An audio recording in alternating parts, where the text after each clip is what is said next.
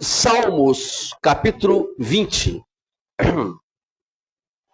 Hoje nós vamos falar sobre esse salmo. Salmo, capítulo 20. Nós vamos ler o salmo todo. É bem grandinho, né? Tem 9 versículos. O tema de hoje é a oração pela vitória. Você já orou pela sua vitória? Não? Não? Então vamos aprender um pouquinho sobre isso hoje. Nesse salmo escrito justamente por uma pessoa que foi muito vitoriosa, Davi. Salmo 20 diz o seguinte: que o Senhor lhe responda no dia da tribulação, que o nome do Deus de Jacó o proteja, que do seu santuário lhe envie socorro, que desde Sião o sustenta, que ele se lembre de todas as suas ofertas de cereais e aceite holocaustos que você ofereceu, que Deus lhe conceda o seu coração, o que o seu coração almeja, e realize tudo o que você planejou. Celebraremos com júbilo a sua vitória. E em nome do nosso Deus, assearemos pendões. Que o Senhor satisfaça todos os seus desejos. Agora sim, que o Senhor salva o seu ungido. Ele lhe responderá do seu santo céu, com a vitoriosa força da sua mão direita. Uns confiam em carros de guerra e outros em seus cavalos. Nós, porém, invocaremos o nome do Senhor, nosso Deus. Ele lhes prostram e cai. Nós, porém, nos levantamos e nos mantemos em pé. O Senhor dá vitória ao rei. Responde-nos quando amarmos. Então, hoje nós vamos fazer um salmo escrito por Davi. Um homem que teve inúmeras vitórias. Eu sempre aconselho os irmãos, quando puder, ler a história de Davi. Uma vez, eu entrei numa livraria e eu estava precisando encontrar um livro que me desse mais exatidão sobre Davi. Até para comprar livro, a gente tem que orar, sabia disso? Não é ler qualquer coisa, não. Né, Sara? Mas a Sara agora está lendo um livro bom agora, né?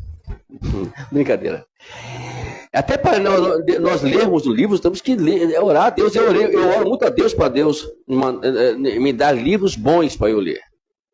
E sempre me via, eu sempre vou lá. Esses dias mesmo eu estava orando a Deus, precisando de um livro que falava sobre determinado assunto. E aí, o Aguinaldo, que é um amigo meu, que trabalha com livros, né? Ele postou um livro. Quando eu li o título, assim, Aguinaldo, eu quero esse. O mais rápido possível, porque eu preciso ler esse livro. Aí eu fui lá, comprei. Irmãos, que parece, estou na metade do livro ainda, não consegui ler o livro todo ainda. Né? Tanta coisa acontecendo. Às vezes a Helena não deixa ler o livro, né? A Helena é fogo, né? Mas aí eu entrei nessa livraria muitos anos atrás e eu vi um livro bonitinho, a capa dele.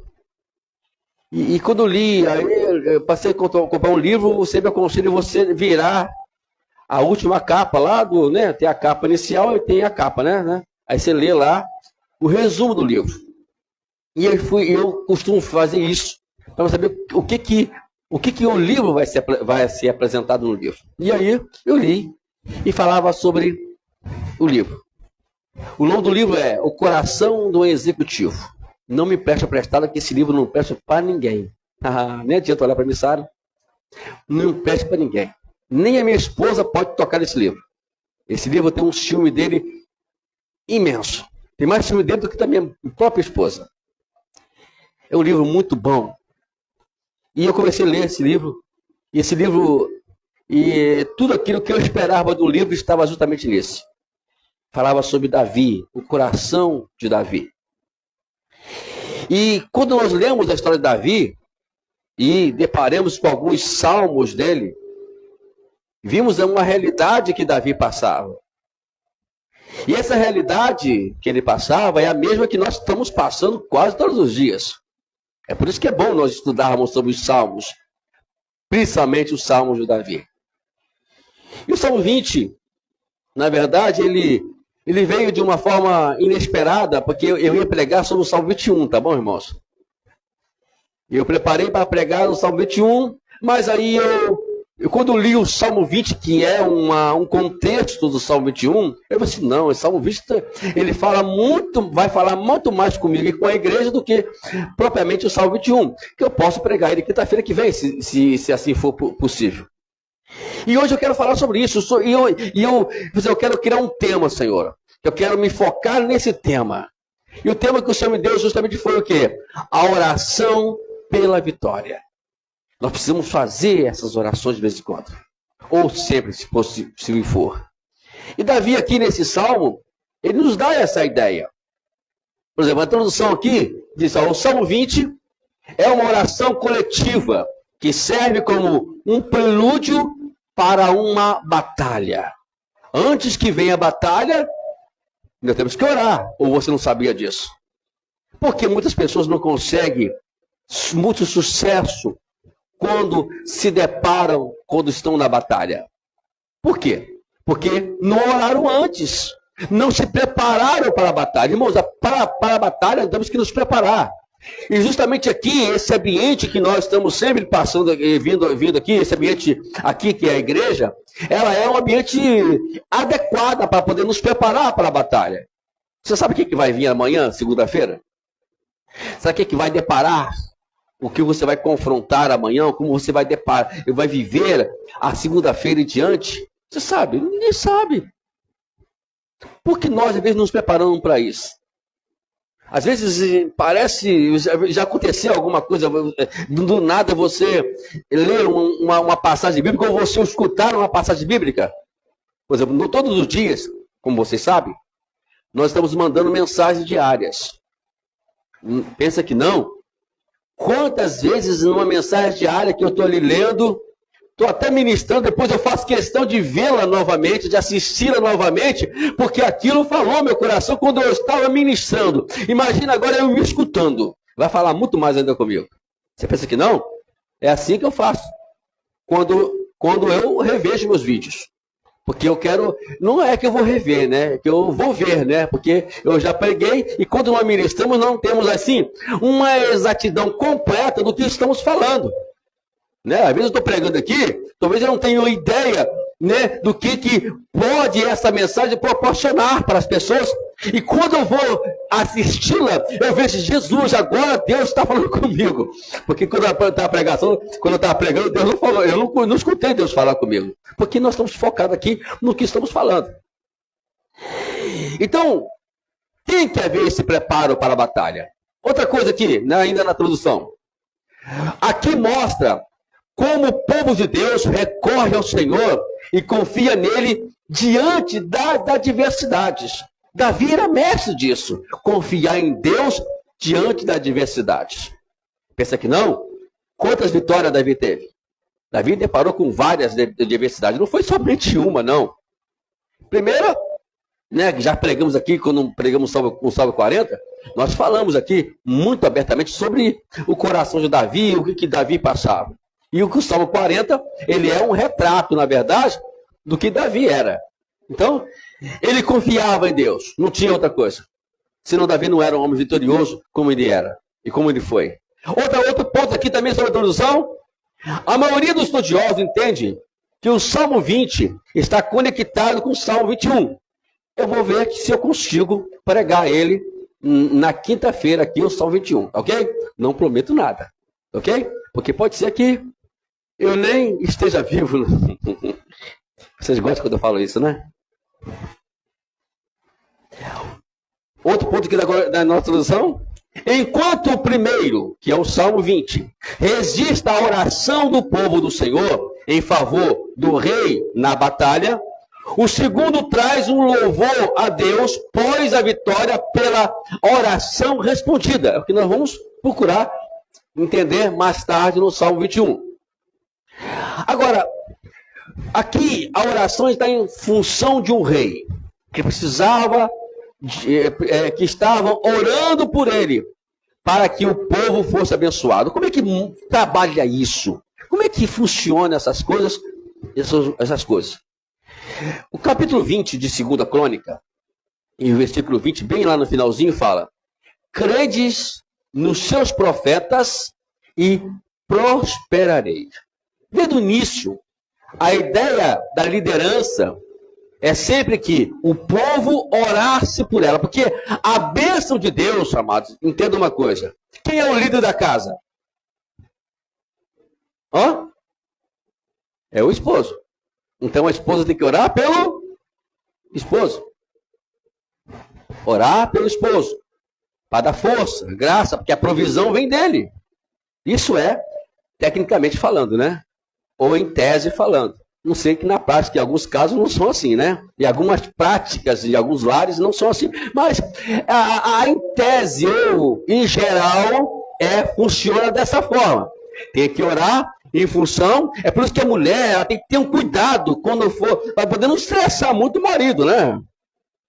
Porque se estressar muito ele, você vai levar ele a um nível de emocional muito ruim, e ele não vai poder trazer a provisão necessária que tem que trazer. Porque às vezes as pessoas pensam que a provisão do líder da casa é só isso aqui. Não. O emocional também é muito importante. Tem um ditado aí fora que fala que a mulher sábia... O ditado não, tem uma palavra bíblica, né? Provérbio 14. Que a mulher saiba, né? Saiba, edifica a sua casa. Uma mulher que tem uma sabedoria, ela vai edificar a casa. Aí Provérbio 31 vai identificar como é que é essa mulher sábia, meu pastor. Lê Provérbio 31. Você vai saber lá que Salomão dá toda a diretriz de quem é essa mulher. Não vamos pregar aqui sobre isso, né? Então, o líder também na igreja é a mesma coisa. Na igreja, vocês querem que a igreja seja abençoada, você tem que orar pelo seu líder. Vocês oram por mim, gente? Olha, gente, eu vou conversar com Deus para poder sondar vocês, hein? Como é que se entende isso? Por exemplo, se não me fala a memória, Israel estava lutando contra os amalequitas, se não me fala a memória, seriam eles, né? Não lembro agora.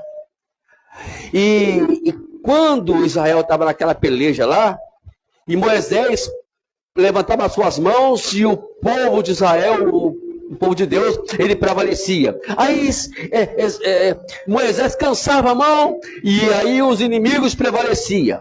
Aí Arão e Hur, quando entenderam essa situação que fizeram, colocaram pedras para poder sustentar as mãos de Moisés. Foi aí que o povo venceu. Então a ajuda está nisso aí. É que ele fala aqui, que o Senhor lhe responda no dia da tribulação. Que o Senhor, que o nome de Jacó o proteja. Está falando aqui, sabe, de um Deus que sempre está em função disso. Bom, esse salmo nós podemos dividir em três partes. A primeira parte, que é confiando em Deus na batalha. Você entrou na batalha, agora não tem jeito. Entendeu? Está na batalha? Está na adversidade? Tem que confiar no Senhor. Por quê? Vamos entender aqui algumas coisas aqui. Por exemplo, o salmo começa com um pedido para que Deus responda ao rei em tempo de angústia e envie ajuda desde o santuário. O tempo de angústia referido nesse salmo não era o dia de uma batalha iminente. Era um dia de uma batalha iminente, então o povo ora buscando proteção divina. E aqui, o interessante é notar também é que nessa parte aqui, o salmista emprega a expressão, o Deus de Jacó, justamente para poder identificar e o Deus que é o Deus de Jacó, lembra dele, que abriu o mar vermelho, o Deus que agora sustentou o povo no deserto, o Deus que agora deu vitória a Israel, lá em Canaã, e outras mais inúmeras defesas, e inúmeras vitórias. Esse Deus é o Deus de Jacó que vai ajudar-nos a vencer no dia da batalha. Eu fico pensando, amados, como aquele povo foi tão injusto com Deus. Viram as batalhas vencidas? Viram um mar se abrindo? Gente, eu nunca vi um mar se abrindo. Mas também não vamos julgar aquele povo que nós, de alguma forma, temos agido também da mesma forma. Agora vamos olhar, olhe para você. O Silvio aqui contou um testemunho dele aqui, não foi, Silvio? Ele tem motivo de sobra dizer que Deus é o Deus da vitória. Na oração, ele orou e Deus deu vitória para ele. Eu também posso contar aqui testemunhos valiosos. A irmã Vânia contou aqui sobre o seu câncer, né? Que agora não é mais dela mais, foi-se embora. Né? Podemos contar aqui cada caso aqui de Deus trabalhando. E nós temos um motivo de sobra de poder dar as tripas aos corações, como diz o ditado lá fora, para poder estar na presença de Deus. E aqui não temos o salmista falando aqui, né? Nós estamos aqui falando, olha, no dia da tribulação, o nome de Jacó, que o proteja. Ele vai proteger. Jesus deixou uma coisa bem clara para nós e nós devemos também guardar também essa promessa de Jesus fez por nós.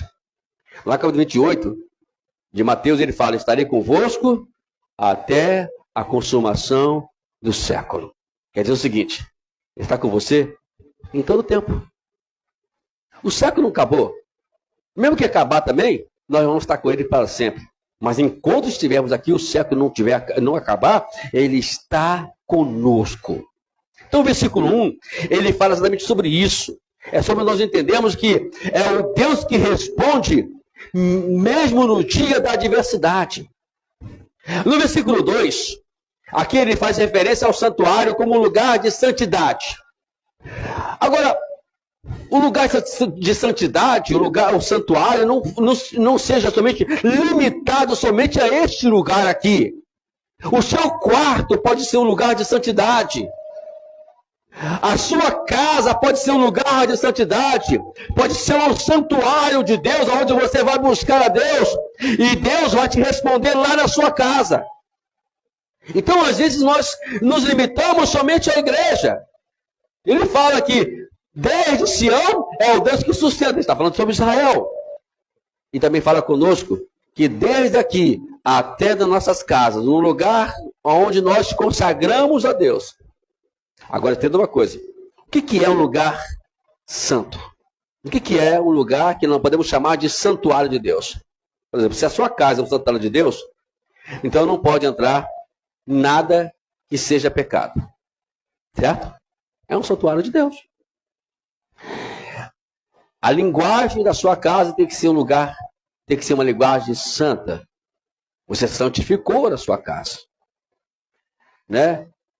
Então, tudo tem que estar envolvido ou dentro desse núcleo de santidade. Eu falei aqui um tempo atrás, eu vou repetir aqui muito breve, como é que era a situação lá em casa. Aí, as crianças iam para a rua e queriam escutar bobagem lá em casa. Aqui em casa você não vai escutar bobagem, não. Aqui em casa, aqui ninguém é obrigado a ser crente, mas isso significa que você pode fazer da minha casa ouvir as músicas que vocês querem. Até CD pirata, agora acabou CD pirata, graças a Deus por isso, né? Depois que inventou aí como fala aquele negócio lá da internet lá? Qual é o nome daquilo, Sara? Não, aquele negócio da internet lá de onde você baixa a música. Que YouTube, menina. Esqueci agora. É plataforma de música, né? Não. O quê? Essa linguagem aí, eu não sei nem falar português, eu não vou falar esse negócio aí, né?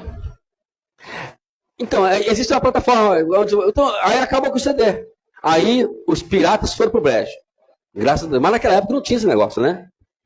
E aí entrava CD pirata. O que eu fazia com CD pirata?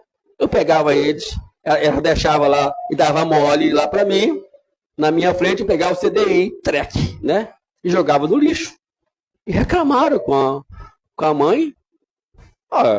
Aí eu fui respondi, olha, o que a Polícia Federal faz com o CD pirata? E nos quebram? Então, eu estou fazendo o trabalho deles. Aqui em casa, não vai tocar CD pirata. Não, sou dono. Até filme, né? Eles baixavam, pegavam CD pirata de filme, né? Trazer para casa, eu quebrava tudo. Né? Assim. Então, o nosso lar tem que ser um lugar santo. Porque é ali que Deus vai habitar. E se você quer vitória para você, você precisa estar no ambiente santo, onde Deus está. Deus é santo, não é santos? Não é mesmo? E ele só vai habitar no lugar que seja santo. Somente isso. Esse verso destaca a importância da manifestação da presença de Deus no meio do seu povo, como é a fonte de todo socorro. Aqui fala de Deus presente. Você sabia que Deus é onipresente? Então, se ele é onipresente, isso quer dizer que ele está perto de você. A outra coisa que também podemos entender aqui no versículo 3, aí diz o seguinte, que ele se lembre de todas as suas ofertas de cereais e aceite os holocaustos que você ofereceu. No contexto do Antigo Testamento, esses rituais não eram, assim, meras formalidades. Simbolizava buscar a vontade de Deus. Os sacrifícios eram feitos para isso. Paulo, ele simplificou isso dizendo no capítulo 12 de Romanos, versículo 1. Rogo-vos, pois, irmãos, pelas misericórdias de Deus, que apresentei o vosso corpo em sacrifício vivo, santo e agradável a Deus, que é o vosso culto racional. Quer dizer, nós temos que oferecer sacrifícios a Deus. Quais são esses sacrifícios que devemos oferecer a Deus? Nossas vozes têm que ser dadas a Deus. O nosso olhar tem que ser dado a Deus. A nossa mão tem que ser dada a Deus. Todos os nossos membros têm que ser oferecidos a Deus. Então, todos os dias tem que ser feito isso. Oferecer a Deus como sacrifício, lembrando, santo e agradável a Deus. Aí vem o grito de guerra, no versículo 4. Olha só o grito de guerra. Celebremos com júbilo a sua vitória. Em nome do nosso Deus, atearemos pendões e que o Senhor satisfaça todos os seus desejos. Está dizendo assim, Deus, abençoa o meu líder agora. Olhe para o coração do meu líder e satisfaça o desejo do seu coração. Quando você chegar na sua casa, ore, né, para que Deus satisfaça o desejo do seu marido, do seu líder na sua casa. Senhor, eu sei que Ele quer o bem para a gente. Então vai lá, satisfaça o desejo dele. Olha para o coração dele, vai lá. Olha para o coração do seu pastor. Vai lá, Senhor. Quando ele brigar comigo, eu não brigo com ninguém, né, Márcio? Eu já briguei muito já, irmãos. Alguns dias eu estou mais light, né? Vocês pegaram o modelo pastor aqui mais light, né, meu amor? Não estou mais light agora? O que você acha? Se ela for que eu estou mais light aqui, porque eu estou, né? Porque ela que sabe de todas as coisas. Porque um tempo atrás, irmãos, eu faltava pegar e botar uma corda e enforcar o membro da igreja, né? Hoje em dia eu não enforco mais. Eu só dou a corda para poder, se quiser se enforcar, fica à vontade, viu? Né? Brincadeira. Mas, olha para o coração. O que o líder quer fazer em função? Né? É o que nós demos inicialmente aqui. crede nos seus profetas e prosperareis. Tudo que um pastor, tudo que um líder, ou que um pai de família quer, é justamente ver a sua família feliz. Não é isso mesmo? Isso, geralmente falando. Eu não sei, às vezes tem casos de pais aí que infelizmente não quer fazer isso, mas vamos lá dizer isso em tese sobre isso. Querem ver o bem. Tudo que o pastor quer é ver um membro as ovelhas da igreja bem. Quando o pastor começa a pegar no pé ou ficar bravo, é porque a ovelha não tá querendo andar, né? Aí o pastor tem que ficar bravo. Aí você tem que orar para que Deus venha. Será que o que ele quer que eu faça? Como é que ele quer que eu possa me desenvolver?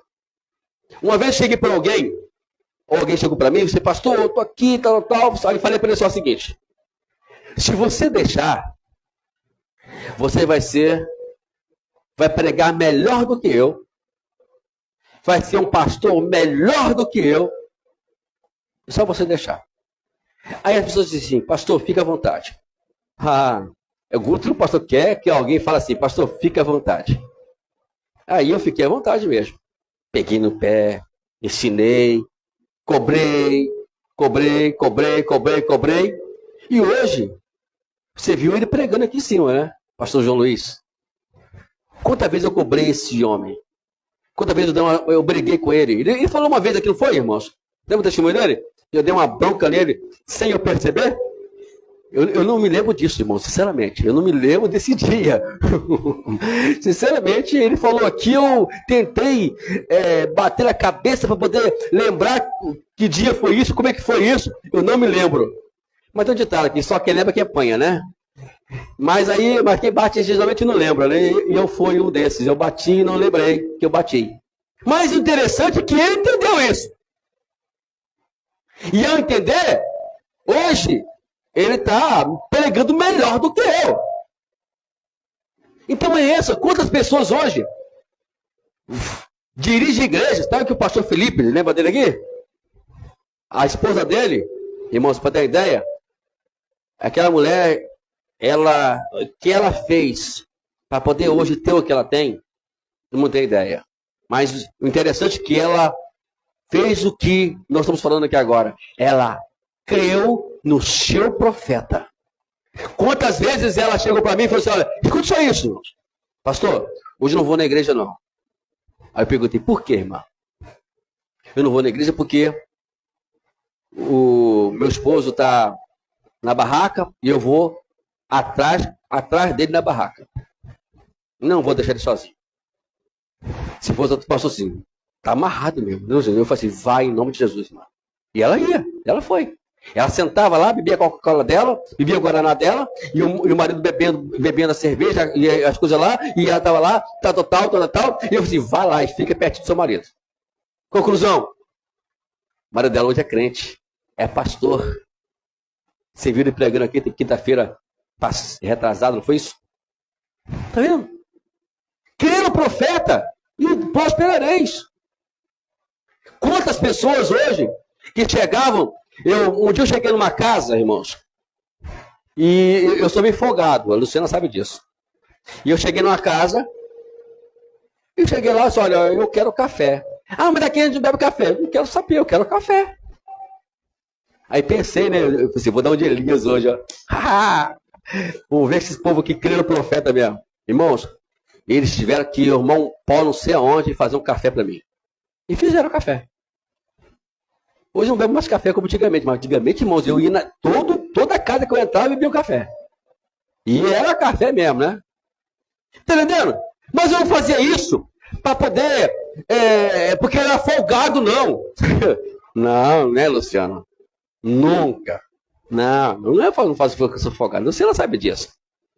Né? Ainda não fui na casa da irmã Vânia ainda, tem que dar uns pulinhos lá de vez em quando, né? Mas o tempo não deixa, irmã, o tempo não deixa. Mas a gente vai começar lá a dar um de folgado naquela casa lá, o Malmir vai ficar doido comigo. Mas eu fazia isso, sabe por quê? Para poder mostrar para eles que, ao eles abençoar o seu seu líder, também eles serão abençoados. Quantas vezes eu entrei lá que estava assim, olha, no chão, sabe, irmãos? É assim mesmo que está aqui na igreja. E hoje, a casa deles está melhor e mais bonita do que a minha. Por quê? Porque quando chegava lá, em vez de eles ficar lá, aí vem esse homem para cá me encher o saco. Aí me perturbar agora. Ao contrário. Pastor, o senhor quer café? Pastor, o senhor quer comer? O pastor, o senhor quer isso? O senhor quer aquilo? Irmão, eu ficava, sabe, para parecer que eu era um rei ali naquele lugar mesmo, né? Só que eu não, aí, ao contrário que a Luciana falou aqui agora, eu não sou folgado. Não. Eu não sei, não, tá tranquilo, é só um cafezinho só qualquer, só. Aí insistia. Não, só um cafezinho. Né? E Deus abençoou essas casas. Você quer que a igreja seja abençoada? Quer que o seu lar seja abençoado? Então honre o seu líder. Não estou falando que você tem que me honrar. Tem que honrar aqueles que estão ao teu lado como líder. Diz a Bíblia que, agora deixa eu falar um pouquinho sobre outro tipo de liderança. O que a Bíblia fala sobre a juventude hoje? Que, filho... Não é nada pessoal com você, Sara. Nada pessoal com você. Eu tenho que pregar porque alguém vai me ouvir. E com certeza estarão pessoas que estão precisando ouvir isso. E aí, obedeça a seu pai, filhos, honre os seus pais, a sua pai e a sua mãe. Porque esse é o primeiro mandamento da promessa. Para que vocês tenham vidas prolongadas. Quantos lares? Eu tenho, na minha família mesmo, né? Está aqui minha esposa que é irmã dela. Eu tenho sobrinhos que estão hoje prósperos, abençoados. Por quê? Porque obedeceram esse princípio. Eu tenho um sobrinho lá, irmão, ele me deixa sem graça.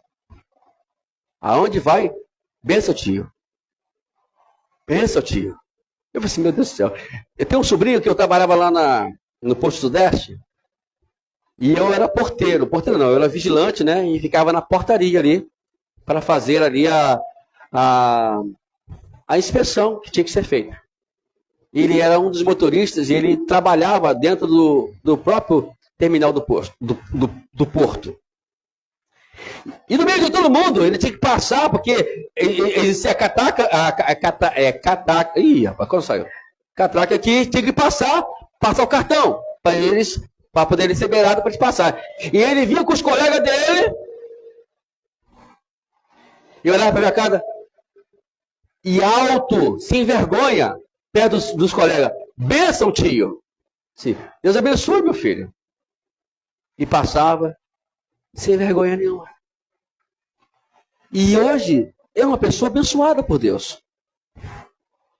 Então, temos aqui, amados, que quando você ora para que Deus abençoe o seu líder, você vai receber muitas bênçãos. Porque tem bênção que somente sobre o líder é que você vai ser abençoado. E nada mais do que isso. E no versículo 5. Aí, vamos entrar para outro ponto aqui agora. Que é o tubo de júbilo.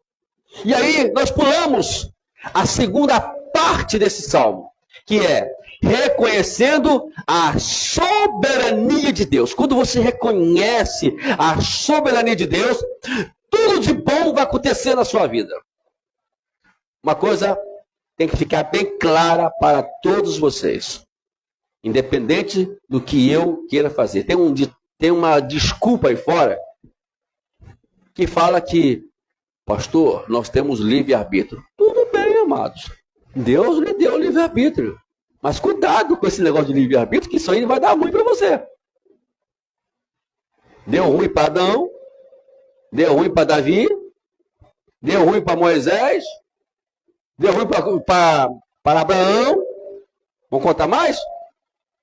E outros mais casos da Bíblia, tudo deu ruim. Porque eles achavam que tinham livre-arbítrio, podia fazer o que quisesse.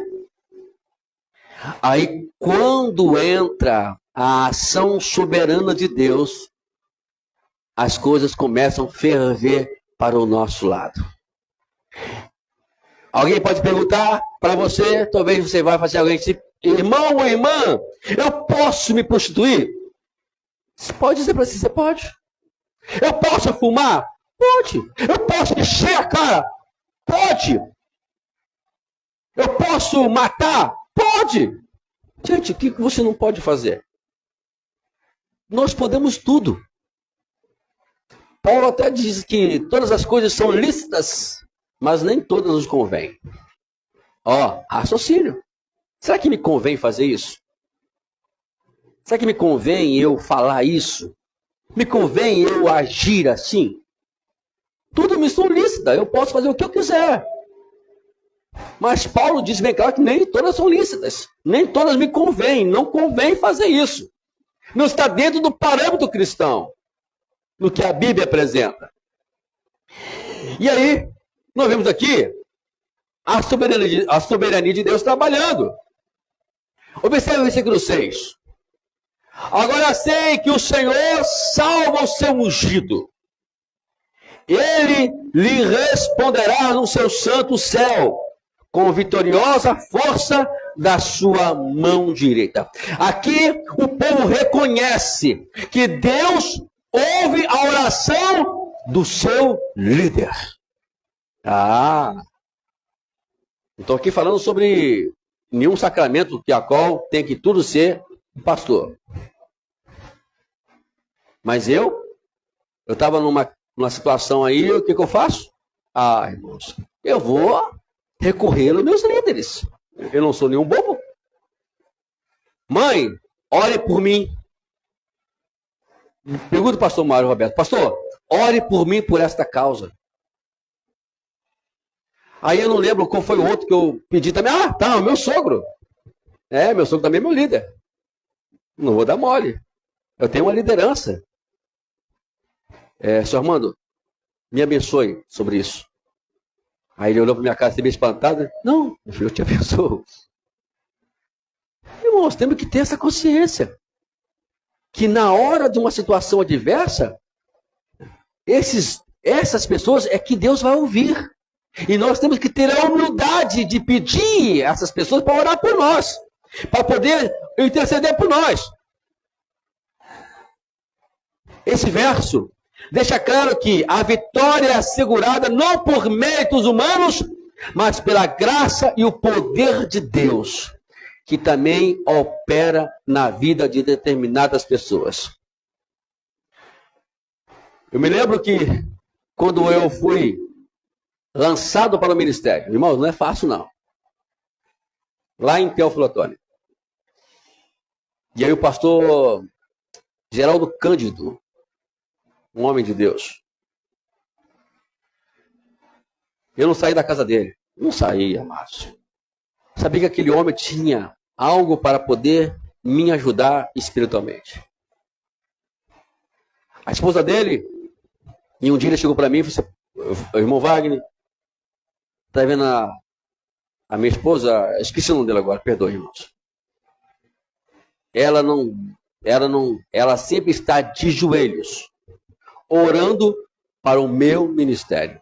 Quando você vê eu pregando lá no púlpito e Deus me usando, pode ter certeza que não é por mim, nem por meus méritos, mas é porque Deus tem usado essa mulher de joelhos, porque todas as vezes ela está aqui de joelhos. E realmente, irmã, a irmã tinha um joelho calejado. Tanto ficar de joelho orando. E ele não era uma mulher saudável. Não era uma mulher saudável. Tinha problemas seríssimos de saúde.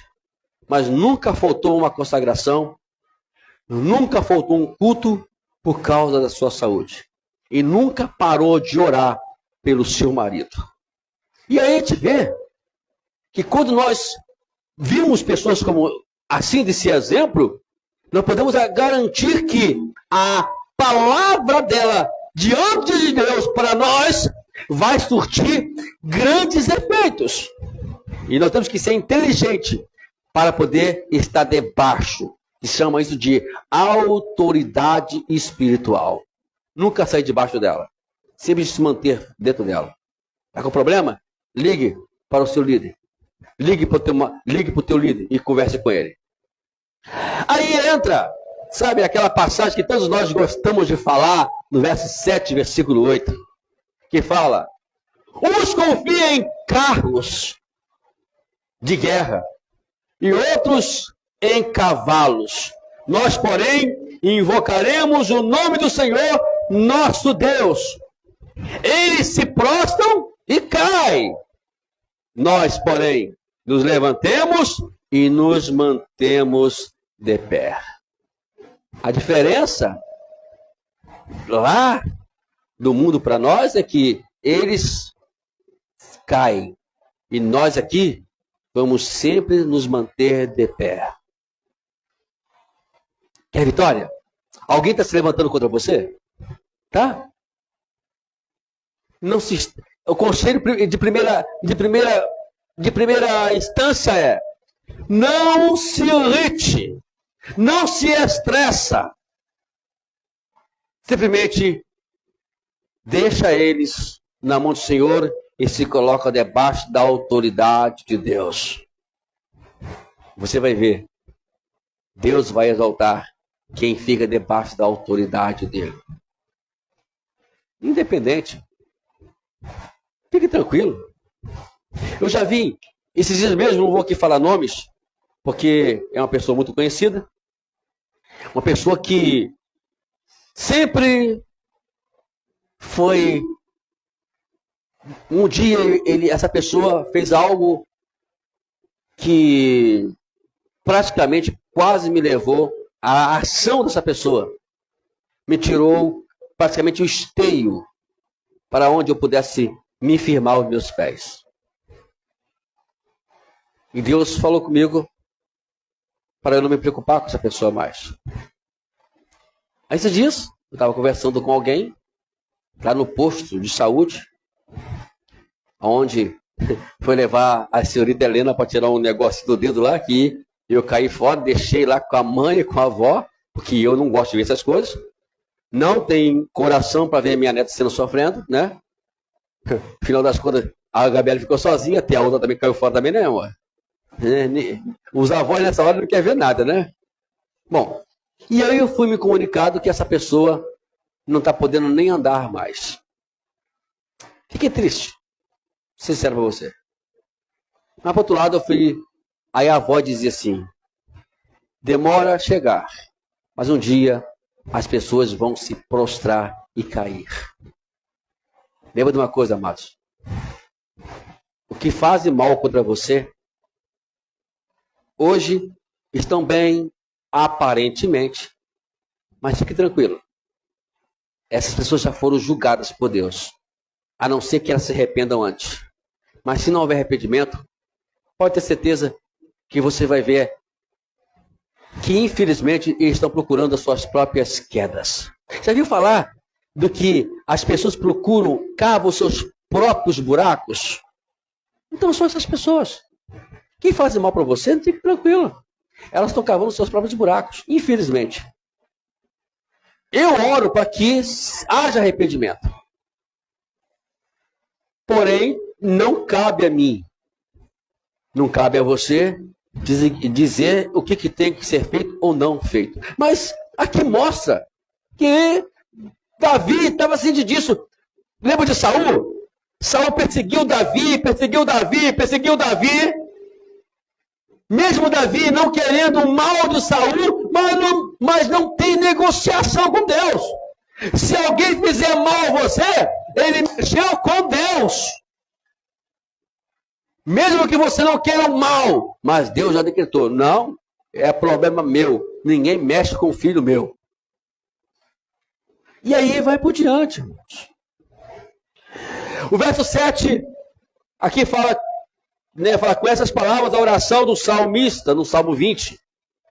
Contrasta a confiança dos recursos militares com carros e cavalos, com a confiança no nome do Senhor. Enquanto eles têm recursos, mas os recursos deles não prevalecem ao nosso recurso, que é o Senhor. Lembra de Davi? Falou para Golias: você vem a mim com espada, com isso ou com aquilo, mas eu vou a ti em nome do Senhor dos Exércitos. E apenas uma pedrinha, ele derruba Golias. É assim que funciona o negócio. O povo de Deus reconhece que os recursos humanos, por mais que pareçam formidavelmente poderosos, são inúteis e sem a bênção de Deus. Quem é abençoado por Deus tem a garantia de que nada lhe fará mal. Lembra do Salmo 91? 1000 cairão e 1000 à sua direita, mas você não será atingido. Pode ver, pode acontecer o que for, nada vai atingir-nos. Esse versículo também faz um eco lá do livro de Êxodo. Lembra dele? Dos filhos de Israel. Quando Deus pegou ali e derrotou todos os egípcios, sem que Israel movesse uma palha. Lembra? Você não precisa fazer nada. A comparação era enorme. Uma multidão de exércitos bem arrojados contra um povo que não tinha experiência em guerra. E o que quem venceu? Foi Deus. Deus sempre vai vencer. Não precisa você ser um perito de boas palavras e confrontos. Deus vai colocar você no lugar certo e vai lhe dar a vitória no momento certo. Enquanto os ímpios se vangloriam, escuta aqui, em seus recursos terrenos, o povo de Deus sabe que a sua glória está no nome santo de Deus. Também nesse verso, pela terceira vez, a oração do Salmo 20 faz o quê? A menção do nome de Deus. O povo que clamava ao Senhor por auxílio não tinha dúvida de que Deus estava entronizado no seu meio.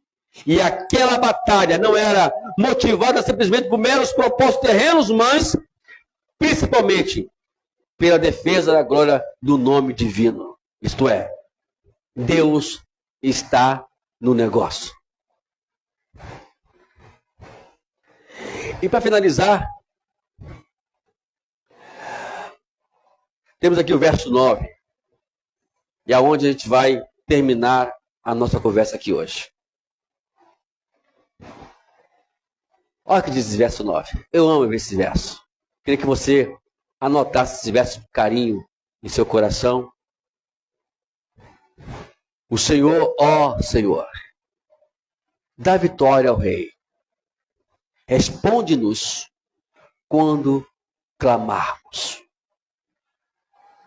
Ó Senhor, dá vitória ao Rei. Você sabe que sempre... alguém já sabe jogar xadrez? Qual o objetivo? Alguém sabe jogar xadrez aqui? Ninguém sabe jogar xadrez? Pelo amor de Deus. Ninguém sabe jogar xadrez. Hã? Qual é o objetivo do xadrez? Você sabe pelo menos o objetivo para ganhar no xadrez? Hã? Quem? O rei, né? É derrubar o rei. E qual é a função nossa? Usar tudo que é possível, né? Tanto os peões, o cavalo, as torres, o bispo, eu esqueci esse detalhe. Para quê? Eles são o quê? Eles têm várias modalidades dentro do tabuleiro para poder simplesmente proteger o rei. O rei é o único que não pode andar muito. Ele só pode andar uma casinha para frente, uma casinha para o lado, uma casinha para o outro lado, uma casinha para trás. Ele não tem mobilidade. Estou ensinando você a jogar xadrez. Eu vou levar para você ensinar você lá. Entendeu? E qual a função? Derrubar ele. E qual é a função? Quando um rei, na batalha, ele é derrotado, a batalha acabou.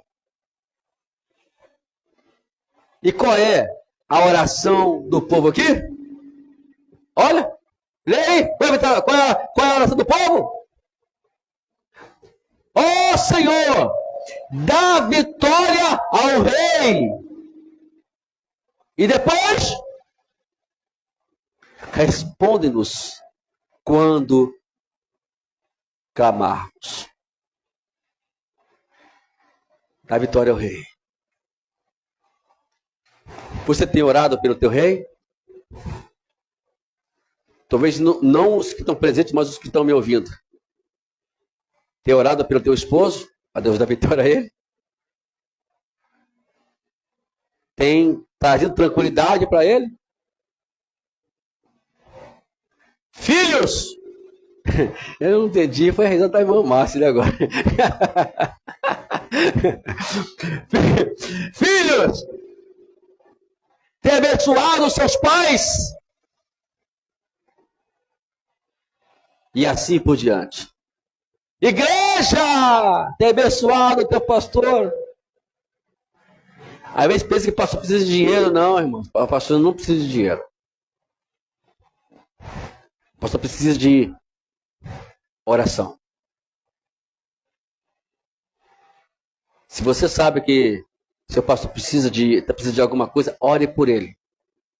A pergunta é, aproveitando aqui um momento propício, adequado e oportuno, vocês têm orado por mim, referente àquele assunto que eu falei? Ah, não tem. É por isso que ainda não me chamaram. Né, Silvio, Vânia, Marcelo, Luciana, Sara, irmã Márcia, Silvio, Dona Ivani. Tem orado, filha? Então começa a orar hoje.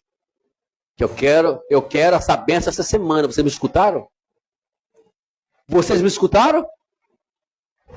Ah, é porque você não tem orado como deveria orar. Então a partir de hoje vamos intensificar mais essa oração. Está muito fraco esse negócio aí. Não, é da vontade de Deus, eu creio nisso. É com certeza. Está faltando a oração. Bom, então é isso. Eu estou brincando aqui, mas é mais hora mesmo, tá, gente? Intensificar a oração. Porque o que eu entendo aqui, que o povo está dizendo, olha, porque se o Senhor der vitória ao rei, eu vou poder clamar à vontade e o Senhor vai me responder. Amado, tudo é encadeados. É tudo preso um ao outro. Não tem como livrar disso. A vitória de vocês é a minha vitória é a vitória de vocês. E assim por diante. E eu quero nessa noite, não para meu respeito, mas eu quero fazer um clamor aqui hoje. Vocês crêem no profeta de Deus, de vocês? Crê, sim ou não? Crê mesmo? Então vamos pôr de pé agora. Eu vou explicar para vocês, mas de pé. Vamos de pé. Eu quero beber água antes. É um desafio.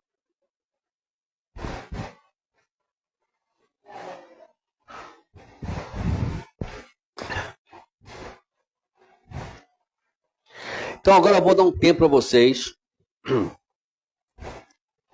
pensar o que vocês querem que Deus faça essa semana com vocês. Mas sejam objetivos. Não pode pedir mais, não pode mais amanhã. Eu poderia ter pensado nisso. Não, eu pensei nisso. Já começou errado a oração. Não, seja específico. É sério, irmãos. Eu vou orar agora. Você vai agora fazer um pedido a Deus. Deus, eu quero que resolva esse problema para mim essa semana. Eu quero que o Senhor agora entre nessa causa. Seja o que for. Mas é específica. E se você crer no profeta, Deus vai responder essa semana para você. Não precisa contar testemunho, não. Se quiser, tudo bem. Aí é particular de vocês. Não estou aqui querendo buscar nenhuma vanglória. Eu orei. Não, nada disso. É o contrário. Eu quero, é algo pessoal para vocês. Vocês creem nisso? Já pensaram? Posso orar? Sim ou não? Então põe a mão no coração de vocês agora. Deus Santo, como profeta e como líder desta igreja, eu venho agora, Deus amado, me dirigir ao coração dos teus filhos agora. Porque a tua palavra diz que no coração procede todas as ações. E por esse motivo eu estou orando para o coração dos teus filhos agora, Senhor. Nesse pedido agora que estou fazendo diante do seu santuário, Senhor, da sua casa. Como nós aprendemos hoje aqui. Que ao clamarmos, o Senhor irá responder eles. Eu venho agora em nome de Jesus Cristo nesse momento. E encontro agora os corações dos teus filhos, ó Pai. Eu levanto as minhas mãos diante deste lugar, como profeta e como líder e como pastor desta igreja e liberando sobre teus filhos agora uma palavra de vitória sobre a vida deles agora. Em nome de Jesus Cristo, agora entra nessas ações, entra nesses porquês, entra nesse problema, entra onde for, esteja agora eles pedindo. Vai entrando agora, Senhor, vai agindo agora, pelo poder do nome de Jesus. E diante do teu altar, debaixo da autoridade, eu venho dizer para os demônios e todas as suas ordens que vão sair hoje da vida dos lares dos teus filhos hoje, em nome de Jesus Cristo. Eu assim repreendo pelo poder do nome de Jesus e agora termina minha oração liberando esta palavra de libertação, esta palavra de vitória, esta palavra de causas resolvidas, esta palavra de cura, esta palavra de vitória sobre todas as coisas, em nome de Jesus. Eu assim oro em nome de Jesus, e assim vocês aplaudam o Senhor Deus de vocês agora, em nome de Jesus. Aleluia!